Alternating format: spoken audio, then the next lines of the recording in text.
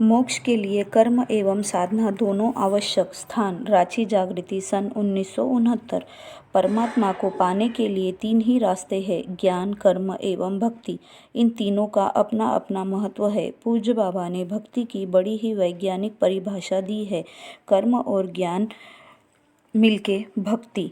आप में जितना ज्ञान है उससे अधिक कर्म करना होगा, जो बाकी बचेगा वही भक्ति है। मगर पूज्य बाबा ने साधना वर्ष के दौरान एक डेमोन्स्ट्रेशन के द्वारा यह बतलाया कि मोक्ष प्राप्ति के लिए दोनों ही आवश्यक है।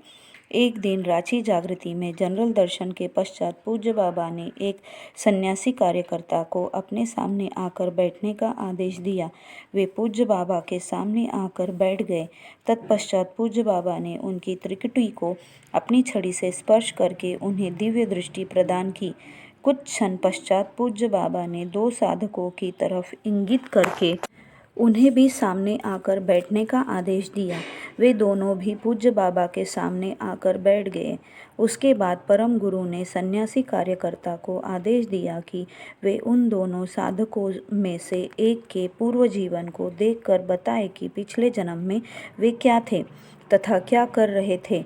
कुछ क्षण पश्चात सन्यासी कार्यकर्ता ने पूज्य बाबा द्वारा प्रदत्त दिव्य दृष्टि से देखकर बताया कि वे पूर्ण जीवन में एक बहुत बड़े साधक थे तथा हमेशा साधना में ही लीन रहते थे।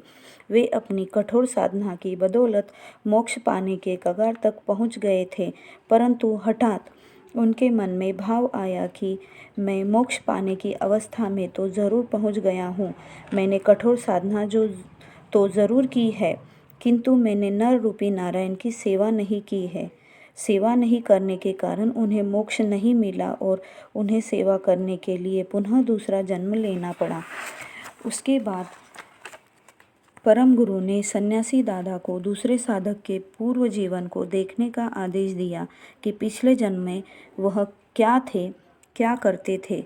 कुछ क्षण पश्चात उन्होंने बाबा द्वारा प्रदत्त दिव्य दृष्टि से देखकर दूसरे साधक के पूर्व जीवन के बारे में बताया कि पहले जीवन में वे बहुत बड़ा कर्मयोगी था तथा हमेशा ही लोगों के दुख दर्द दूर करने के लिए निष्काम सेवा में लगे रहते थे, जिसके परिणाम स्वरूप वह मोक्ष प्राप्ति के कगार तक पहुंच गए थे।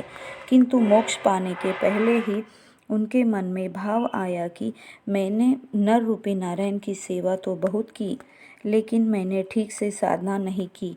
उनके मन में यह भाव आते ही उन्हें मोक्ष नहीं मिला तथा अब इनका अच्छे भक्त साधक के रूप में जन्म हुआ है। अतः मोक्ष प्राप्ति के लिए कर्म साधना एवं भक्ति साधना दोनों ही अत्यावश्यक है।